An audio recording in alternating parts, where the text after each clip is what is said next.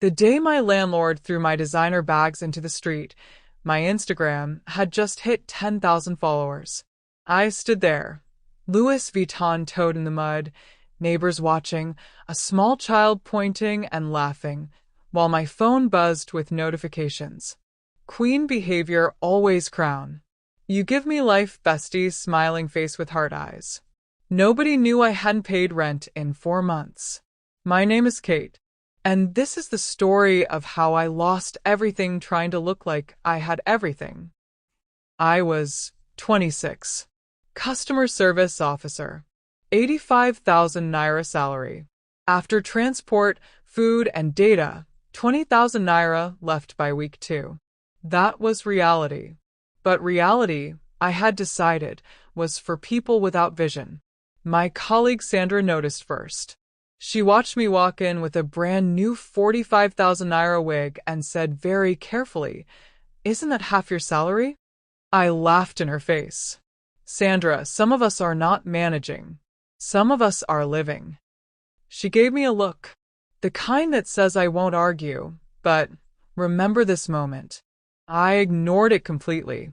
That same evening, I posted a picture in the new wig, sitting in my leaking oil Toyota, holding expensive coffee I'd bought just for the photo. Caption: "She's unbothered. She's that girl. She's winning quietly, white heart."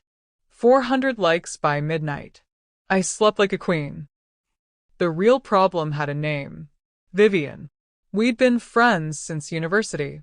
But Vivian now worked at a multinational. Posted from Zanzibar. Bought new iPhones. Talked about investment portfolios. So I took a loan to buy the same iPhone. Posted restaurant pictures from one visit I stretched across 6 different outfits. Started diversifying my assets in conversations while my account sat at -3,000. My other friend Laddie tried a different approach. She took me to a cheap buka, plastic chairs, great food, and asked one quiet question. "Kate, when you're alone, no phone, no audience, are you happy?" I opened my mouth to say yes. Nothing came out. Laddie nodded slowly, like silence was its own answer. Then the loan apps found me. First loan, 20,000. Easy. Then 40. Then 3 apps at once, using one loan to repay another. I called it cash flow management. It was financial madness in a nice outfit. The calls started coming during work hours. I'd step outside, cut my hand over my mouth, eyes scanning for witnesses. Once, Sandra walked past mid-call. She didn't mock me. She just looked at me with sad eyes and kept walking. That look hurt more than any debt collector. Then came Vivian's rooftop birthday party on the island. Invitation only. Everyone dressed, expensive, photographed. I spent 31,000 naira on an outfit I couldn't afford for a party I shouldn't have attended. I looked incredible. I won't lie about that. Then I went to buy drinks. Card declined. Second card. Declined. Loan app. Limit reduced. I stood at that bar, 31,000 naira outfit, completely broke, while the bartender looked at me with careful blankness. A man beside me quietly said, "I'll get it. What are you having?" His name was Dave. Simple shirt, easy smile, zero need to impress anyone. He bought my drink and then said something I wasn't ready for. "You look like someone working very hard to look like they're not working hard. It must be exhausting." I laughed it off, but I thought about it the whole way home. 3 weeks later, Mr. E's knocked at 7 in the morning. "Miss Kate, for months, I have been patient." "Sir, I told you. You told me many things." He wasn't angry. He was done. "There's a difference. By Monday, your things will be outside." That evening I sat on my bed and counted every naira I owed. Rent arrears, loan apps, generator fund, borrowed money from coworkers. The number made me dizzy. I called Sandra. I told her everything. The real version. Ugly, shameful, unfiltered. She was quiet. Then, come to my place tonight. Bring everything. We're making a plan. No lecture. No, I told you so. Just come. I cried so hard I couldn't speak. Kate. Her voice was firm. Stop crying. You don't have time. Come. Sandra's apartment was small, neat, and peaceful. No excess anywhere. I had secretly called it basic before. That night, I saw it clearly for the first time. It wasn't basic. It was free. She sat me down with a notepad and showed me exactly what her finances looked like. Every naira accounted for. Fixed costs, savings, emergency fund. A budget she followed like a religion. How did you learn all this? I asked. Because nobody was coming to save me, she said simply. I only had discipline.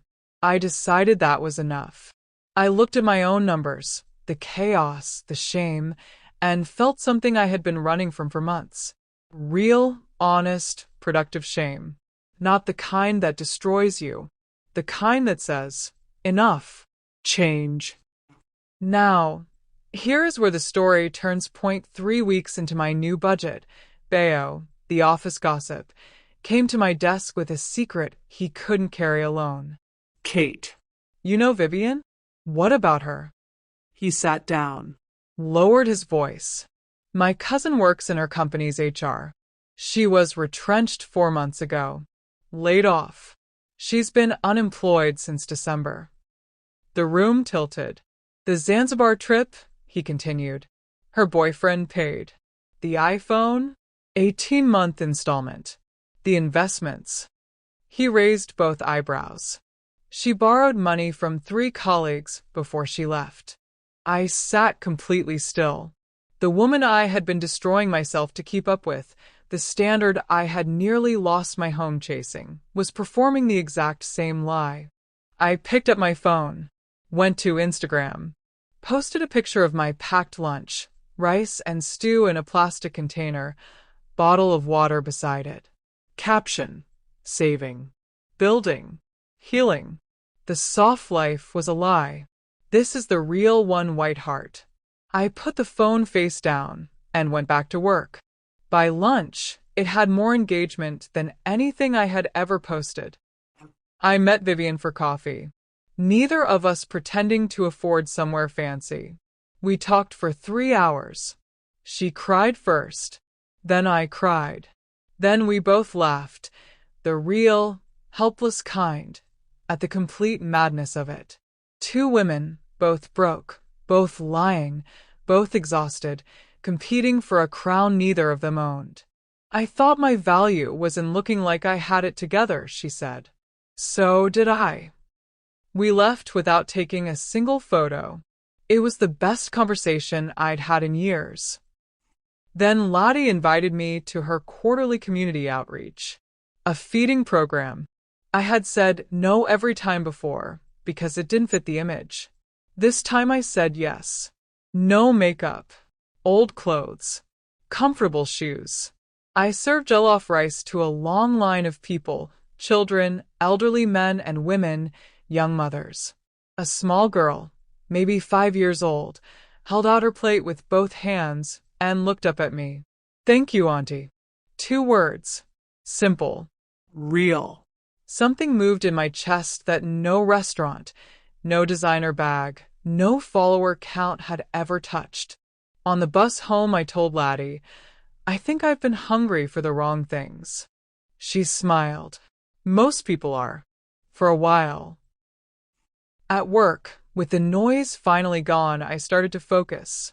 I stayed late one Thursday and wrote a full report nobody asked for, customer complaint patterns, root causes, solutions. Left it on my manager's desk. Mrs. Adiz called me in the next morning.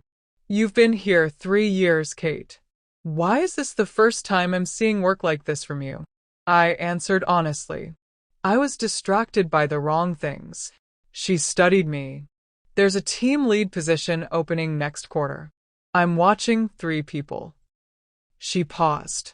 You just became one of them. The promotion came on a Friday. 35,000 naira increase. A team of 5. Real responsibility. I walked to my desk. Sandra was watching across the room. I gave her the smallest nod. She gave me back the smallest smile, but her eyes were full. Bayo, of course, exploded. She got it. Kate got the promotion.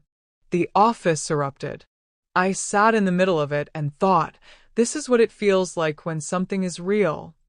That evening I posted one final thing. Not a staged photo. Not a performance. Just the graph from my savings app, a flat line, then a small steady climb. Caption. A year ago I was drowning in loans, behind on rent, performing a life I couldn't afford. Today I got promoted. My savings are real. My peace is real. To anyone still performing, I see you. I was you. The exit is through honesty. It's not glamorous, but it's the only way out. White heart. Dave texted. Proud of you. Laddie called. How do you feel? Light, I said. And I meant it in every possible way. Same apartment. Same surelaire. But the rent is paid. The savings are growing. The loans are gone. The performance is over. I'm not a millionaire. I don't claim to be. But I am free. And if you are still performing right now, borrowing to belong, comparing your real life to someone else's highlight reel, destroying yourself for strangers on a screen, the audience you're performing for, half of them are performing too. The life you're chasing, some of it doesn't even exist. And the person underneath all the packaging, she is more than enough. She always was.